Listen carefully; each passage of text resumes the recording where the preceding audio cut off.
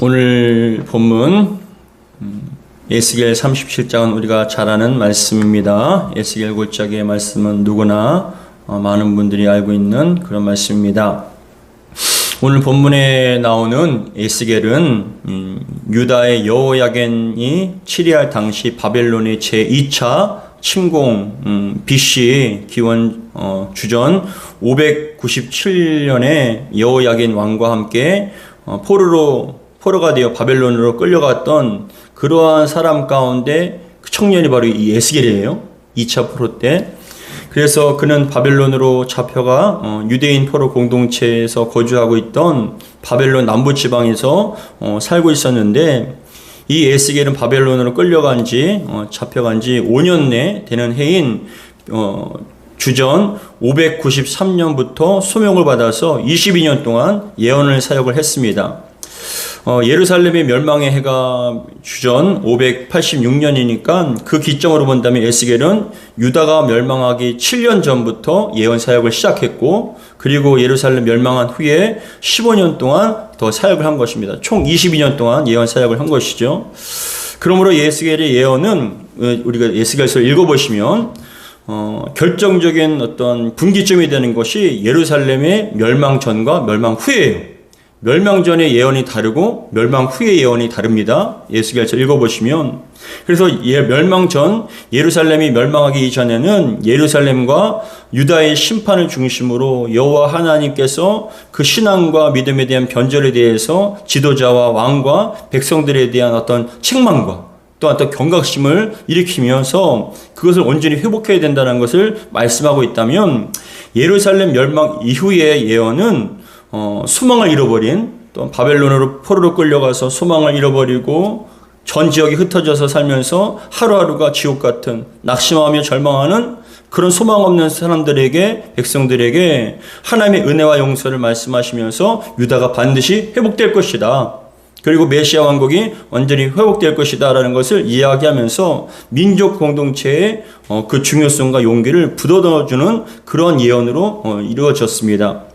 오늘 본문은 예루살렘 멸망 이후에 낙심하고 절망하며 소망을 잃어버린 그런 포로로 끌려간 유대인들에게 주시는 말씀이 바로 오늘 본문의 말씀이지요. 바라기는 오늘 우리의 삶 속에 일어나는 모든 환경과 상황과 문제를 하나님의 눈으로 바라보고 또한 하나님의 능력으로 이겨나는 복된 성도들이 되기를 주의 이름으로 축복합니다. 오늘 본문을 통해서 하시는 말씀 첫 번째로는 그겁니다. 첫 번째는 중요한 말씀이, 하나님을 떠난 영혼과 삶은 마른 뼈와 같다는 거예요. 하나님을 떠난, 말씀을 떠난 영혼과 삶은 마른 뼈와 같다. 오늘 에스겔서 37장 1절과 2절에 보시면, 여호와께서 권능으로 내게 임재하시고 그의 영으로 나를 데리고 가서 골짜기 가운데 두셨는데 거기 뼈가 가득하더라 라고 합니다. 에스겔이 환상을 보는데 그 에스겔의 영께서 에스겔을 데리고 골짜기 가운데 두셨는데 거기에 뼈가 가득한 것이지요. 근데 2절에 보시면, 나를 그 뼈 사방으로 지나가게 하시기로 본즉 그 골짜기 지면에 뼈가 심이 많고 아주 말랐더라 라고 말씀합니다. 심이 많은 뼈들 뿐만이 아니라 아주 말랐다라는 건 무엇을 얘기하냐면은 죽은 지 오래됐다는 거예요. 그 속에 생명의 기운이 아예 없다라는 것이죠. 우리가 어떤 영화나 드라마나 어떤 다큐를 볼 때 죽은 지 얼마 되지 않는 것은 그래도 피가 빨갛기도 하고 살이 붙어 있기도 하죠. 근데 완전히 사라진, 완전히 오래된 것들은, 생명이 없는 것들은 메말라서 뼈밖에 없습니다. 에스겔이 본 그러한 뼈는 마른 뼈이고 힘이 많았다는 겁니다. 그런데 이 뼈를 보는 데 있어서 그 뼈들이 무엇을 말씀하느냐 했을 때 11절이 나와요. 그 뼈에 대한 근거가 뭐라고 얘기하냐면은 그 뼈가 바로 이스라엘이라는 거예요. 11절에 보시면, 그래서 11절에 얘기합니다. 또 내게 이르시되 인자야, 이 뼈들은 이스라엘 온 족속이라 라고 얘기합니다. 이 뼈들이 너가 본 골짜기에 심이 많은, 아주 마른 이 뼈들은 바로 이스라엘 온 족속이다라고 하나님께서 말씀해 주시는 거예요. 그러면 여러분, 중요한 것이 그겁니다. 하나님을 떠난, 하나님 영광에서 떠난, 그리고 말씀에서 여러분 벗어난 그 영혼과 삶은 마른 뼈와 같이 된다는 거예요. 마른 뼈와 같이 된다는 것이죠. 하나님의 영광과 말씀이 떠난 자리에는 여러분 생명이 사라지고 죽음이 지배한다는 것이죠. 에레미야도 이스라엘 백성들이 바벨론에 의해서 멸망을 당하게 된 것이 하나님의 말씀을 듣지 않고 순종하지 않고 우상을 숭배하며 죄를 범한 그러한 대가로 너희들이 멸망을 당할 것이다. 큰 어려움을 당할 것이다. 다 사라지게 될 것이라고 그렇게 말씀을 하는데, 하나님께서는 여러분 처음부터 그렇게 하신 것이 아니라 지속적으로 하나님께서 말씀해 주신다는 거예요. 에레미야 29장 18절부터 19절에 뭐라고 말씀하시냐면은, 같이 읽겠습니다. 에레미야 29장 18절부터 19절 같이 읽겠습니다. 시작. 내가 칼과 기근과 전염병으로 그들을 뒤따르게 하며 그들을 세계 여러 나라 가운데 흩어 학대를 당하게 할 것이며, 내가 그들을 쫓아낸 나라를 가운데서 저주와 경악과 조소와 수모의 대상이 되게 하리라. 여러분, 살아도 산 게 아니잖아요. 매일같이 억압당하고 조소를 당하고 수모를 당하고 저주를 당하여서 그 삶이 마른 뼈와 같이 죽음이 지배하는 것 같이 살아도 사는 것이 아니라 죽음이 지배하는 지옥과 같은 삶을 살게 되는데, 그 원인이 무엇인가 했을 때 19절에 나옵니다. 여호와의 말씀이니라. 너희들이 내 말을 듣지 않았기 때문이라.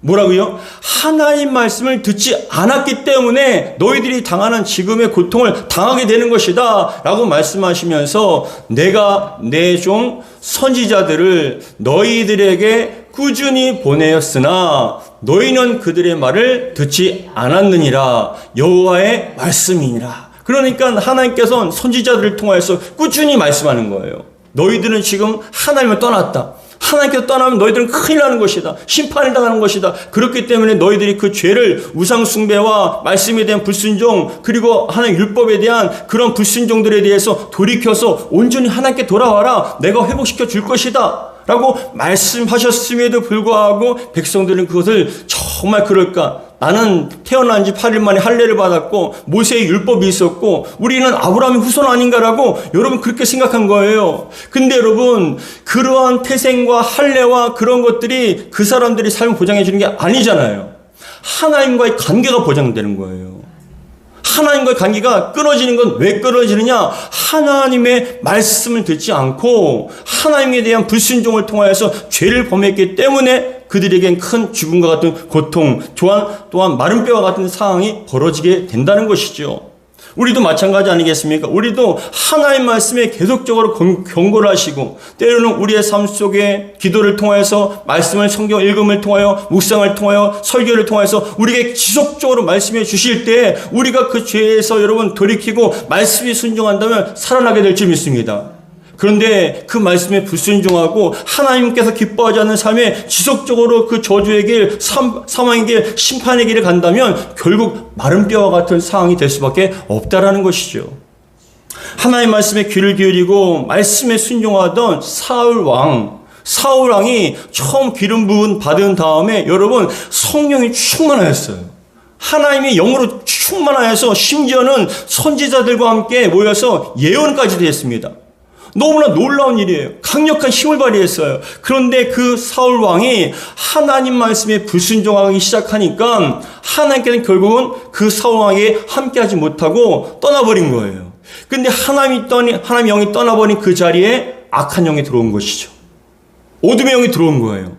그러니까 그때부터 혼란하게 되고 점점점 죽음이 지배하게 되고 두려워지게 되고, 무엇 하나도 왕이 되었음에도 불구하고 많은 것을 가졌음에도 불구하고 끊임없이 불안하고 두렵고 염려가 되고 여러분 불안정한 거예요. 마치 살아있으나 죽은 것 같은.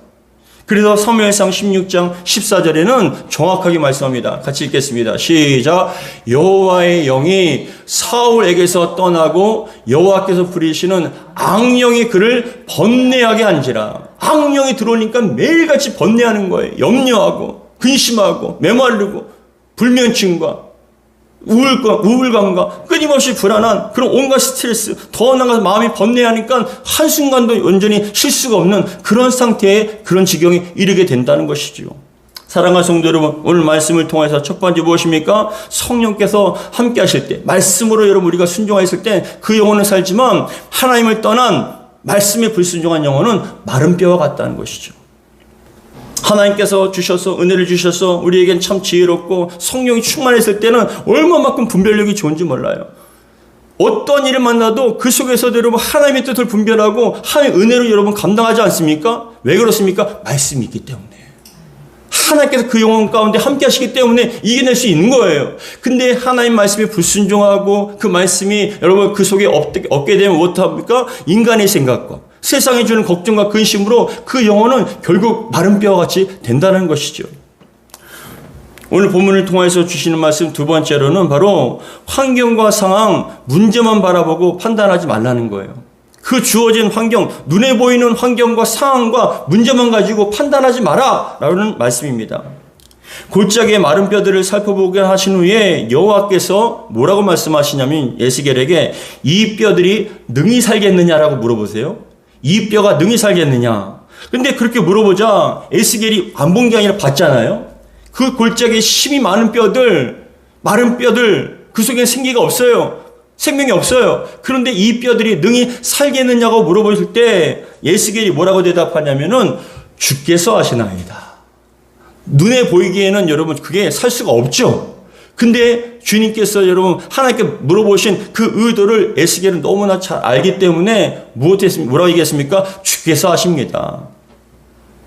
여러분 우리 3절 같이 읽겠습니다. 3절 시작. 그가 내게 이르시되 인자야 이 뼈들이 능히 살 수 있겠느냐 하시기로 내가 대답하여 하되 주 여호와여 주께서 아시나이다. 주께서 아시나이다. 이 3절에 나오는 능이라는 단어가 나와요. 그가 내게 이르시되 인자야 이 뼈들이 능히 살 수 있겠느냐. 근데 이 능이라는 단어는 그 단어의 뜻이 무엇이냐면 능력이 있어서 쉽게라는 뜻이에요. 능이라는 것은 능력이 있어서 쉽게라는 뜻이에요. 그러니까 하나님께서 에스겔에게 인자야 이 뼈들이 쉽게 수월하게 살 수 있겠냐라고 물어보신 거예요. 아무런 어려움 없이 쉽게 수월하게 살아날 수 있겠냐고 물어보신 거예요. 여러분 보시기에는 어느 골짜기에 갔는데 힘이 많은 뼈들이 메마른 뼈들이 있을 때 여러분들 보기에는 그게 수월하게 다시 살아날 수 있겠습니까? 말도 되지 않잖아요. 죽음이 있는 그 뼈들이 가득 찬 곳에 어떻게 여러분 쉽게 살 수 있겠습니까? 못 살아요. 불가능한 것처럼 보이죠. 여러분 근데 중요한 것은 그겁니다. 어떻게 보느냐에 따라서 그게 살 수도 있고 죽을 수도 있는 일이 된다는 거예요. 똑같은 환경인데요. 우리가 눈에 보기에는 인간적인 눈으로만 보기에는 그것은 죽을 환경이고 죽을 일이고 불가능한 것처럼 보이지만 하나님의 눈으로 봤을 때 그게 전혀 어려움이 없는 수월한 일이 된다는 거예요. 어떤 어려움 없이 그냥 수월하게 잘 진행될 수 있는 그러한 일이라는 것이죠. 마가복음 9장에 보시면 귀신 들린 아들을 둔 아버지가 예수님께 찾아옵니다. 소문을 듣고. 근데 예수님께 찾아왔는데 예수님께서는 베드로와 요한과 그리고 야고보와 함께 산에 올라가셨어요. 밑에는 나머지 제자들이 그냥 기다리고 있었습니다. 근데 이 귀신 들린 아들을 둔 아버지가 예수님께 와서 내 아들을 고치려고 했는데 예수님이 안 계시는 거예요. 근데 이 예수님의 제자들이 뭐라고 얘기하냐면은 지금 예수님은 산에 올라가셨는데 우리가 당신의 아들을 고치겠습니다. 고쳐주겠습니다라고 얘기하는 거예요. 그래서 그 아들을 예수님의 제자들에게 데려왔는데 그 제자들이 기도를 할 때 놀랍게도 기도하자마자 고침받는 것이 아니라 귀신이 떠나가는 것이 아니라 소리를 지르면서 경악을 하면서 입에 거품 물고 쓰러지는 거예요. 근데 기도하면 기도할수록 더 하는 거예요. 그러니까 온 몸에 땀이 흐르고 그때부터 긴장이 되어서 왜 안 되지 하면서 계속 기도를 하는데도 불구하고 더 악화된 것이죠. 그래서 여러분 당신들이 우리 아들을 죽이려고 하느냐라고 또 아버지는 원망합니다. 근데 우리는 그것이 아니다. 우리가 너희를 아들을 고칠 수 있을 줄라고 생각했다라고 막 실갱이를 하고 있는 거예요. 근데 그렇게 실갱이 하고 있는 가운데 예수님께서 내려오셨죠. 제자들을 보시면 너희들 뭐 때문에 지금 이렇게 토론하고 있냐? 뭐 때문에 이렇게 지금 얘기를 하고 있냐? 라고 얘기하니까 그 귀신 들린 아들을 둔 아버지가 얘기합니다. 내가 예수님의 소문을 듣고 내 아들을 고치기 위해서 왔는데 예수님이 안 계셔서 예수님이 기다리려고 했는데 제자들이 고쳐준다고 하시길래 내가 우리 아들을 데리고 왔는데 그 기도하자마자 내 아들이 이렇게 더 심각해졌다는 거예요. 고침받기는커녕 더 어려워졌다는 거예요. 그러니까 예수님께서 제자들을 책망하신 후에 언제부터 이렇게 되었느냐라고 물어보니까 어렸을 때부터 이렇게 됐습니다. 귀신이 역사하면은 그 안에 역사를 하면은 거품을 흘리고 소리를 지르며 이렇게 정말 심각하게 됩니다라고 얘기를 하는 거예요. 그런데 여러분 그렇게 보면서 아 그런가 했을 때 그 아버지가 뭐라고 부연 설명을 하냐면은 내 아들이 이렇게 됐는데 예수님께서 만약에 뭔가 하실 수 있으면 좀 제 아들을 고쳐 주십시오라고 그렇게 얘기를 한 것이죠. 이게 뭐냐면은 신뢰감이 떨어져 버린 거예요. 예수님의 제자들이 저렇게 못하니까 예수님도 못할 줄 알았던 거예요. 그러니까 여러분 마가복음 9장 23절에 다음과 같이 얘기합니다. 예수께서 이르시되 할 수 있거든이 무슨 말이냐 믿는 자에게는 능히 하지 못할 일이 없느니라 하시니. 여러분 그것입니다. 예수님께서는 어떠한 일을 만나더라도 우리는 죽을 일처럼 보이지만 예수님께는 죽을 일이 아니잖아요.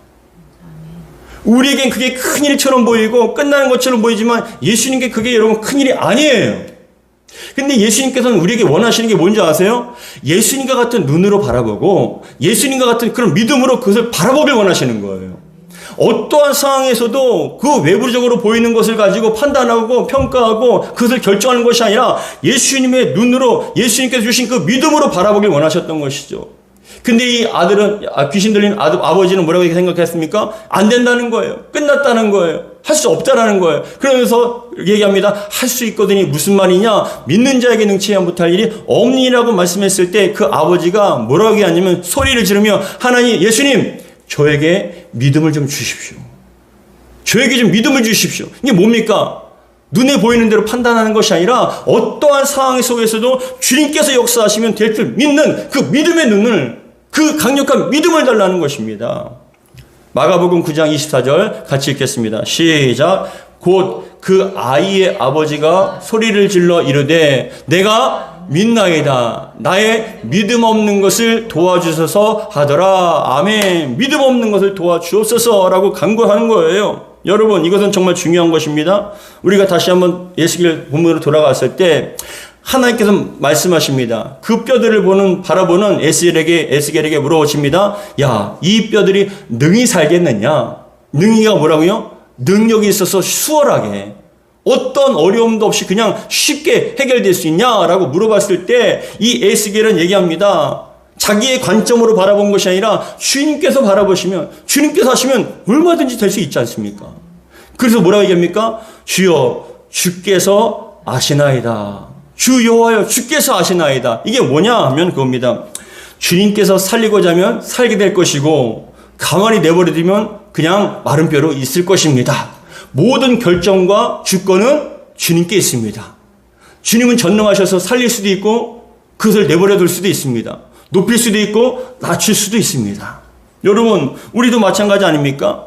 우리도 어떠한 일에 대해서 어떤 환경과 상태에서 상황에 대해서 우리는 뭘 해야 됩니까? 주님 앞에 여러분 간절한 마음을 기도하기 원합니다. 주여 주님의 눈으로 바라보게 도와주시고 주님께서 주신 그 믿음으로 말미암아 환경과 상황에 따라서 그 문제의 크기에 따라서 우리가 요동되는 것이 아니라 어떠한 것이든지 우리가 주님의 눈으로 바라볼 수 있도록 도와주옵소서.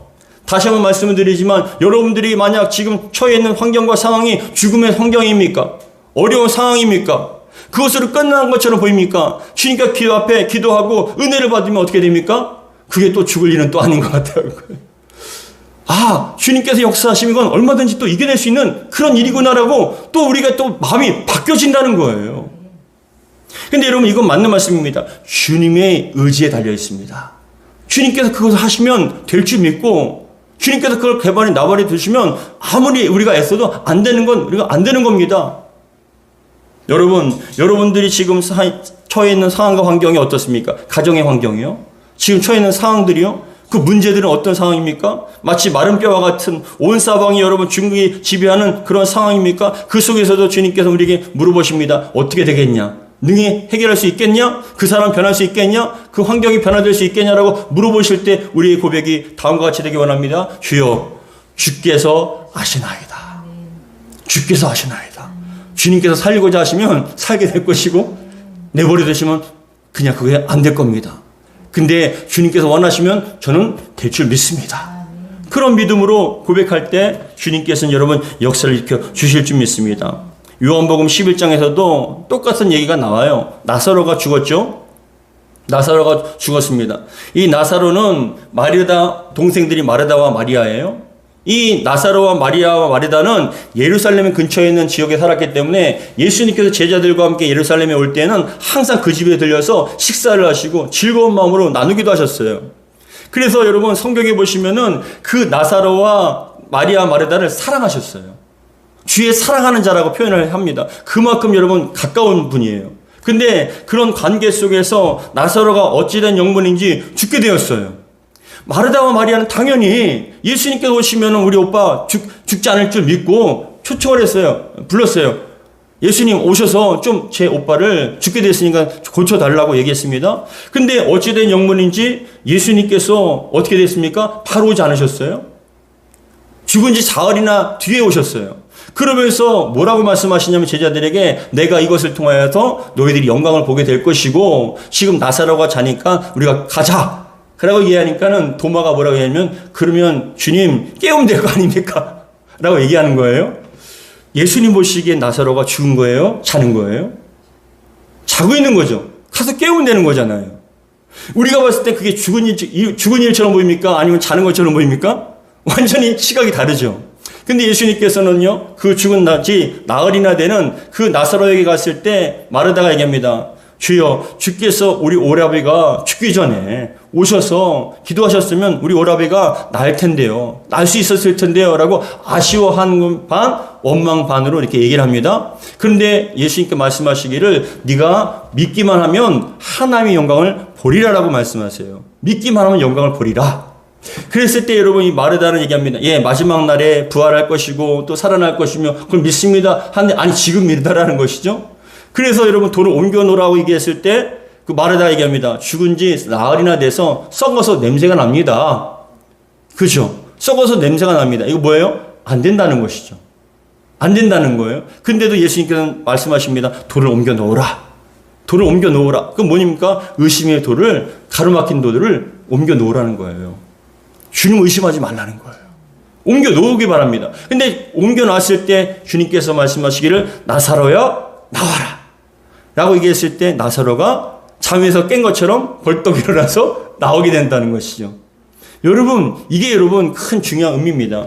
우리가 봤을 땐 자꾸 환경과 상황과 그 문제의 현실을 보고 자꾸 판단하고 믿음이 가려지잖아요. 의심이 들어옵니다. 그 가려진 돌과 같이 자꾸만 의심이 들어옵니다. 그런데 주님께서는 그것을 옮겨 놓으라는 거예요. 능히 하실 수 있다라는 그런 고백과 같이 이런 고백이 되기를 주의 이름 축복합니다. 그러한 믿음으로 바라봤을 때, 믿음으로 나아갔을 때 주님께서는 반드시 여러분의 삶을 정말 살아갈 수 있는 참 놀라운 일로 바꿔주실 줄 믿습니다. 더 나아가서 오늘 세 번째, 본문에서 말씀한 세 번째, 마른 뼈와 같은 상황과 문제라도 하나님께서 말씀하시면 된다는 것이에요. 말씀이 임하면 살아난다는 것이죠.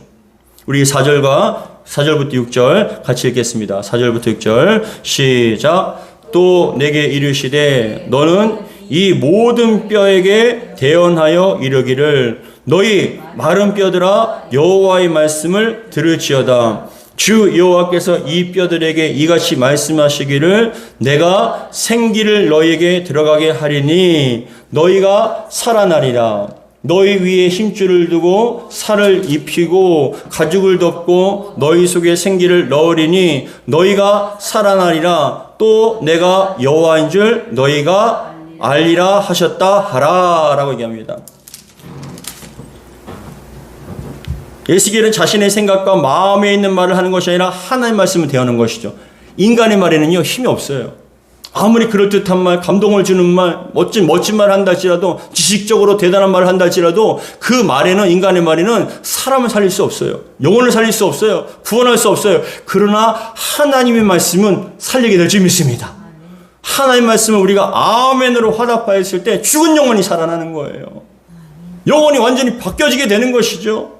그런데 이 말씀에 보면 4절에 뭐라고 얘기합니까? 또 내게 이르시되 너는 이 모든 뼈에게 대언하여, 대언다는 게, 대언한다는 게 뭡니까? 말씀을 대신 전하는 것이죠. 대언하여 이르기를 너희 마른 뼈들아 여호와의 말씀을 들을지어다. 이 마른 뼈들을 향하여서 마치 살아있는, 존재하는, 움직이는 그런 사람들한테 얘기하는 것처럼 마른 뼈들아 여호와의 말씀을 들을지어다 말씀하는 거예요. 여호와의 말씀을 들을지어다 말씀하면서 5절에 주 여호와께서 이 뼈들에게 이같이 말씀하시기를 내가 생기를 너희에게 들어가게 하리니 너희가 살아나리라.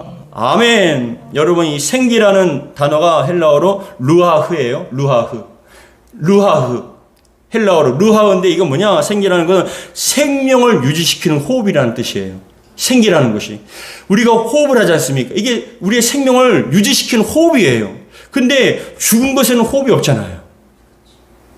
살아있을 때 호흡을 하지 않습니까? 그 생기가 즉 뭐냐? 죽은 것을 살릴 수 있는 호흡으로 만들어준다는 거예요. 그래서 여러분 뭐라고 얘기하냐면 4절에 5절에 주 여호와께서 이 뼈들에게 이같이 말씀하시기를 내가가 누굽니까? 하나님께서 생기를 호흡할 수 있는, 살아서 숨쉬는 그런 호흡할 수 있는 생기를 너희에게 들어가게 하리니 너희가 살아나리라 라고 말씀하시는 거예요. 아무리 죽은 것 같은 환경과 상황과 그 문제 앞에서도 우리 영혼도 마찬가지입니다. 주님께서 생기를 불어넣어 주시면은 살아나서 호흡을 하게 될 줄 믿습니다. 할렐루야. 호흡을 하면 뭐 어떻게 됩니까? 숨을 쉬는 거예요. 예배 가운데 은혜를 받고요. 기도 가운데, 찬양 가운데 정말 마음에 감동을 주시고 더 나아가 생기를 주시는 거예요. 죽음이 지배하고 희망이 없고 절망 가운데 정말 힘들었던 그 영혼, 어떤 곳에서 생명이 없어요. 마른 뼈와 같은 상황이에요. 그럼에도 불구하고 하나님께서 명령하시면 그 영혼 가운데 생기가 들어가 통하여서 살아나게 된다는 것이죠. 기도가 됩니다. 예배드린 은혜가 돼요. 영혼에 대한 만족감이 있다는 것이죠. 그래서 6절에 보면은 너희 위에 힘줄을 두고 살을 입히고 가죽을 덮고 너희 속에 성기가 넣으리니 너희가 살아나리라. 또 내가 여호와인 줄 너희가 알리라 하셨다 하라. 여기서 보면은 중요한 비밀이 또 담겨 있거든요. 무엇이냐면은 말씀을 대원하자마자 뼈들이 붙습니다. 힘줄이 생깁니다. 살이 덮어요. 가죽이 덮입니다. 그런데 중요한 것은 그랬다고 해서 사람이 사는 게 아니잖아요. 그냥 그건 아직 시신일 뿐이죠. 뼈였을 때랑 시신이었을 때랑 별 다른 바가 없죠. 그냥 뼈일 뿐이고 시신은 호흡이 없잖아요. 근데 여러분 생기가 들어가니까 호흡을 하게 되죠. 뼈가 붙고 힘줄이 덮고 가죽이 덮인 건 뭐냐? 그거예요. 외적인 그리스도의 모습으로 신앙과 믿음 있는 것처럼 예배에 나올 수는 있지만 그 속에 생기가 들어가야 진정한 그리스도인이 되는 거죠. 호흡을 할 수 있는 거예요.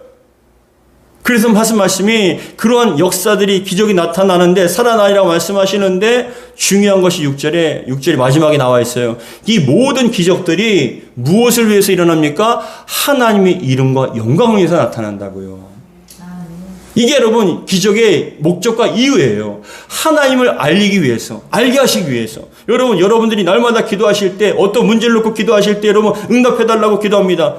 여러분 문제가 해결되려고 기도합니다. 하나님 건강 주시옵소서. 이 질병을 이기게 하여 주시고 정말 이 질병에서 정말 저희가 노인받아서 고침받게 하여 주옵소서. 물질의 문제 해결되게 하시고 자녀의 문제, 가정의 문제 해결되게 해달라고 기도합니다. 근데 그 문제가 해결되고 응답받는 게 목적이 아니라 그것을 통해서 하나님을 나타내는 거예요.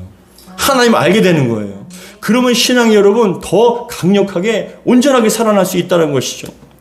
그래서 말씀하게 7절에 보시면 뭐라고 얘기하냐면 우리 7절 같이 읽겠습니다. 시작. 이에 내가 명령을 따라 대언하니 대언할 때 소리 나고 움직이며 이 뼈 저 뼈가 들어맞아 뼈들이 서로 연결되더라. 내가 또 보니 그 뼈에 힘줄이 생기고 살이 오르며 그 위에 가죽이 덮이나 그 속에 생기는 없더라. 대언한 말씀대로 대언하여서 살아날지어다라고 했는데 뼈들이 붙고 힘줄이 붙고 또 살이 붙고 가죽이 덮었는데 그 속에는 아직 생기가 없더라. 호흡을 아직 없어요. 호흡이 없습니다. 그런데 9절에 얘기합니다. 또 내게 이르시되 인자야 너는 생기를 향하여 대언하라. 이거 뭐냐? 에스겔 자체에 능력 있는 것이 아니라 하나님 말씀을 대언한 것이죠.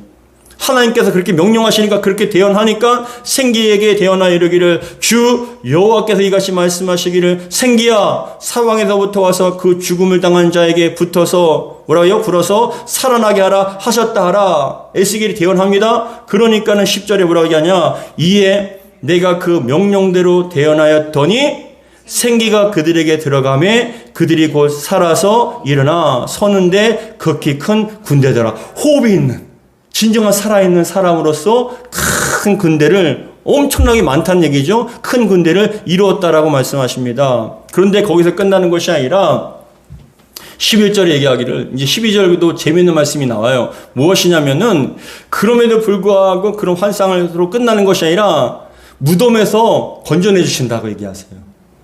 무덤에서 뼈들이 또 그 안에서 갇혀 있을 수 있잖아요. 시신이 갇혀 있을 수 있잖아요. 그리고 또 살아났다 할지라도 갇혀 있을 수 있잖아요. 근데 하나님께서 그 무덤에서 그 사람들을 끄집어내신다는 거예요. 이게 뭐냐? 1차적으로 바벨론에서 무덤과 같은 그 바벨론과 같은 환경 속에서 끄집어내신다는 것 뿐만이 아니라 우리의 삶 속에서도 여러분 무덤과 같은 그 환경과 상황과 문제 앞에서 우리를 끄집어내 주실 줄 믿습니다.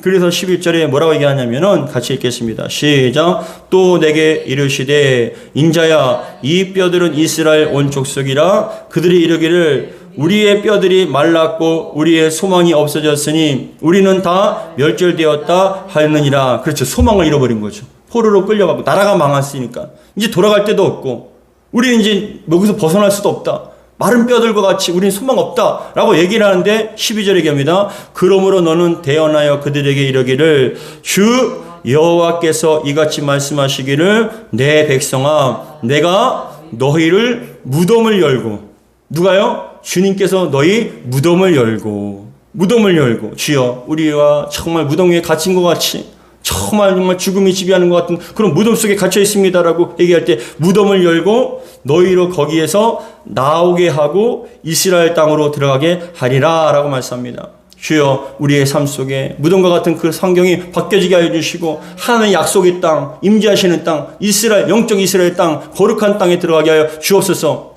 우리의 가정이 주여 무덤이 아닌 이스라엘 땅이 되기 원합니다. 우리 교회가 우리의 삶이 우리 영혼이 무덤이 아닌 하나님께서 역사하시고 임재하시고 영광이 드러나는 이스라엘 땅이 되길 원합니다. 누가 하십니까? 하나님께서 하시는 거예요. 그것을 통해서 무엇을 알기 위해서요? 하나님이 존귀하심과 영광을 드러내기 위해서. 그래서 13절에 얘기합니다. 내 백성들아 내가 너희 무덤을 열고 너희로 거기에서 나오게 한즉 너희는 내가 여호와인 줄 알리라. 내가 또 내 영을 너희 속에 두어 너희가 살아나게 하고 내가 또 너희를 너희 고국 땅에 두리니라 여호와가 이 말을 하고 이런 줄을 너희가 알리라. 여호와의 말씀이라. 이 말씀을 온전히 이루신 분이 예수 그리스도십니다. 사망을 이기시고 무덤을 여러분 해치시고 나오셔서 우리에게 영원한 생명을 주신 우리 주님, 그 주님께서 우리의 지금 임재하셔서 우리의 영혼을 살게 하시고 우리의 가정을 여러분 더 나아가 우리 교회를 이 나라를 이 지역을 정말 무덤이 아닌 정말 이스라엘 땅에 되게 하여 주셔서 온전히 회복할 수 있는 은혜를 베풀어 주실 줄 믿습니다. 사랑하는 성도 여러분, 오늘 본문을 통해서 세 가지를 말씀하셨습니다. 하나님을 떠난 영혼은 마른 뼈와 같다라는 것. 우리는 하나님을 떠나서는 안 됩니다. 하나님을 떠난 영혼은 마른 뼈와 같다는 것. 두 번째, 환경과 상황을 보고 그 문제만 보고 판단할 것이 아니라 주님께 맡깁시다. 주께서 아십니다. 주께서 살리시면 살게 될 것이고 그대로 되면 그대로 될 것입니다. 우리는 항상 주님의 눈으로 주님의 마음으로 바라보기만 합니다. 세 번째, 마른 뼈와 같은 상황 속에서도 하나님의 말씀이 임하시면 살아나게 된다는 것.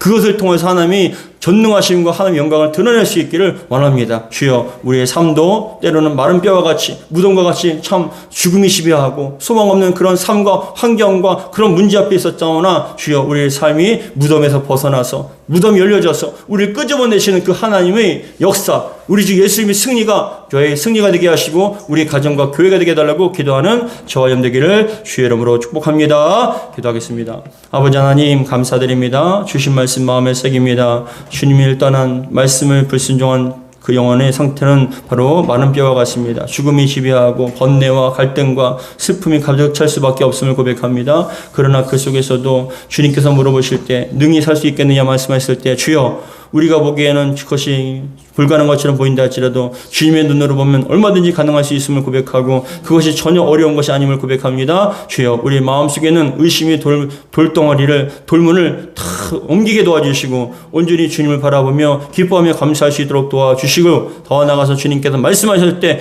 우리가 그 말씀을 아멘으로 화답하여서 우리의 삶이 무덤이 아닌 이스라엘 영광의 거룩한 땅이 될 수 있도록 축복하여 주시옵소서. 우리 예수님께서 이미 이루어 주신 줄 믿습니다. 그 예수님의 능력이 그 승리가 권능이 우리에게도 임하여 주셔서 우리도 함께 승리하게 하시고 함께 기뻐하며 감사할 수 있도록 축복하여 주시옵소서. 우리 주 예수 그리스도로 기도합나이다. 아멘. 아멘.